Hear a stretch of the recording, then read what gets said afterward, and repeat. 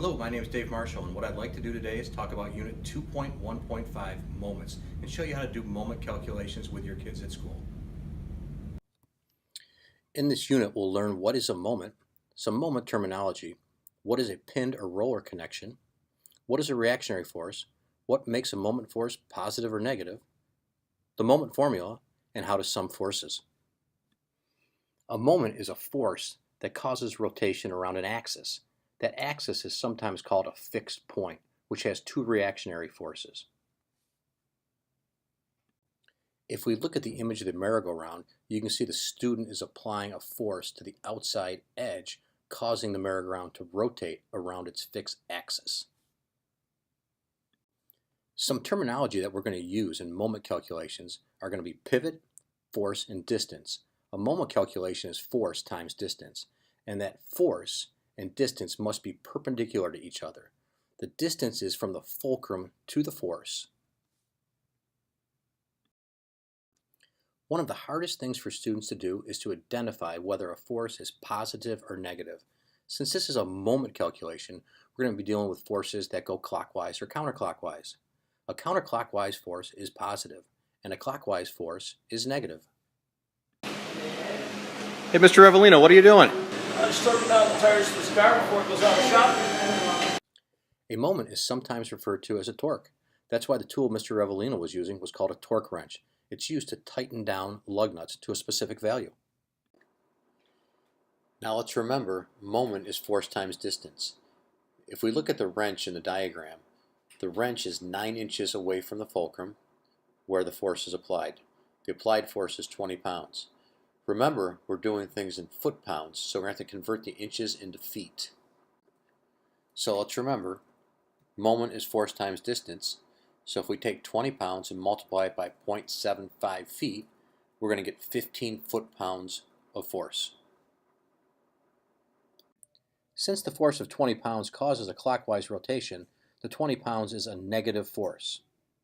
Our answer is negative 15 foot-pounds, and the negative shows clockwise rotation. Let's look at this simply supported beam. Notice there's a fixed connection point under A, and there's a roller connection point under B. And we've said before, a fixed connection point has two reactionary forces, and a roller connection point has one reactionary force. And there's being a force applied at point C, which is 3 feet away from my fixed point. And the total length of the beam is 10 feet.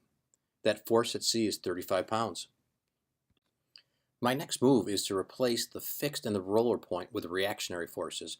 Remember, a fixed reactionary point has two reactionary forces. So under A, I've drawn two arrows, and I'm assuming the arrow direction. I'm assuming reactionary point A in the Y direction is going to be an upward force. And I'm assuming reactionary force at point A in the X direction is going to be a force to the right. Also, if I go over and look at the roller, point B, I put a reactionary force there. I called it reactionary force at point B in the Y direction, and I drew that arrow up too, assuming it was going to be an upward motion.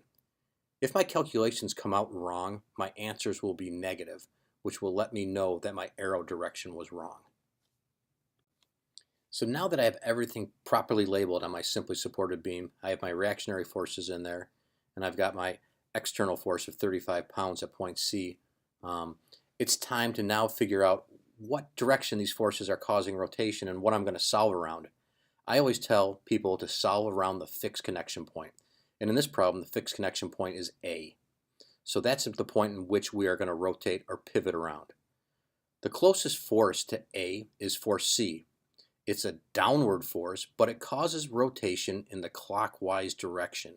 So you can notice the arrows I've drawn going around which way that beam would rotate if it was free to do so.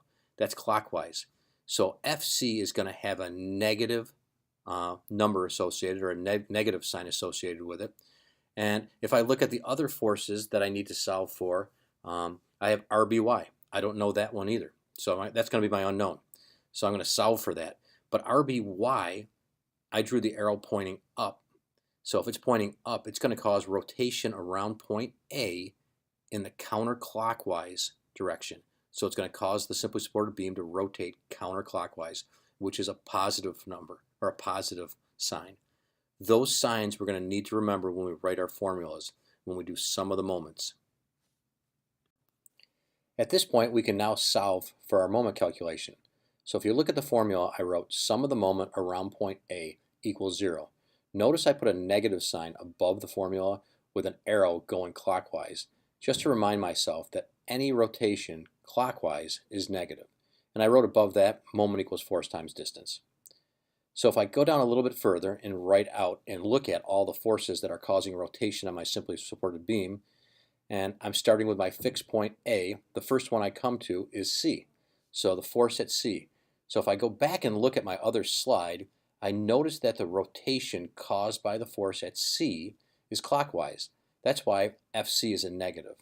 Then I multiply it by the distance away from the pivot point, well, that's 3 feet.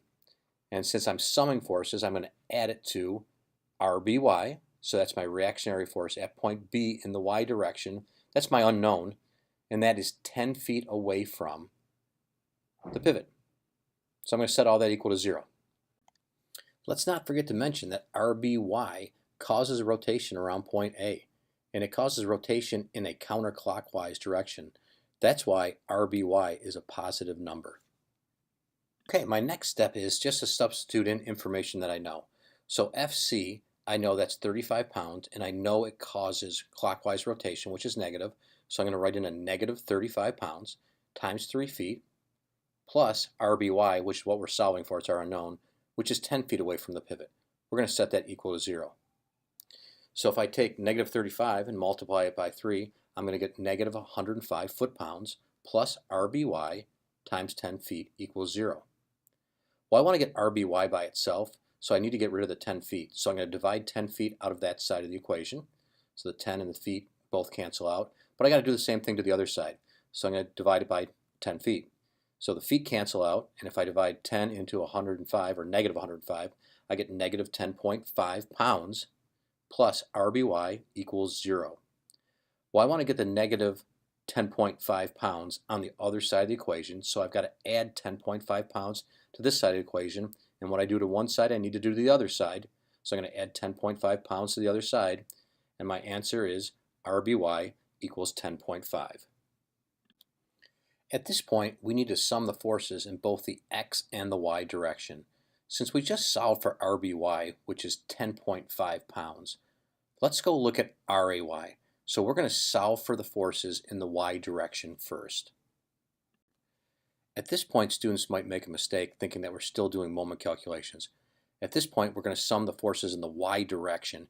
And if you look at the Cartesian system here, the Y direction, if the force is going up, it's positive, and if it's going down, it's negative. Also in the X direction, if the force is going to the right, it's a positive force, and if it's going to the left, it's a negative force. Okay, at this point, we're going to sum the forces in the Y direction, and we're going to set them equal to 0. So if you look at the formula I wrote, sum of the forces in the Y direction equals 0. So let's look at all the forces that apply to the simple supported beam in the Y direction. We have RAY, which is an upward force in the Y direction, so that is a positive, plus we've got the force at C, which is a downward force, which is a negative, plus RBY, which is an upward force, which is a positive. We're going to set all those equal to 0. Okay, at this point, we're going to substitute in our knowns.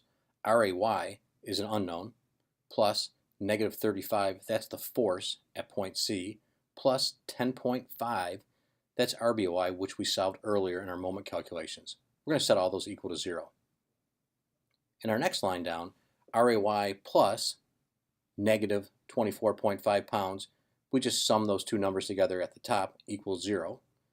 To get the negative 24.5 on the other side of the equation, I got to add 24.5 pounds to both sides of the equation, which means RAY equals 24.5 pounds. Okay, at this point, the only thing that we haven't solved for is RAX. We just solved for RAY with some of the forces in the Y direction, and we solved for RBY doing the sum of the moments around point A. So the only thing left in the equation is RAX. So if we write the equation, sum of the forces in the X direction equals 0, and go down and look at our simply supported beam, the only X force we have is RAX, and that's an unknown. There are no other forces in the X direction, so we just set RAX equal to 0, which means there's no x-force, or RAX equals 0. So here's a practice problem to try on your own. Good luck, and go back in the video if you need to, and pause, and then come back and try to solve this problem. At this point in the video, you should know what a moment is, the moment terminology, the difference between a pinned and a roller connection, what a reactionary force is, what makes a moment force positive or negative, the moment formula, and how to sum forces.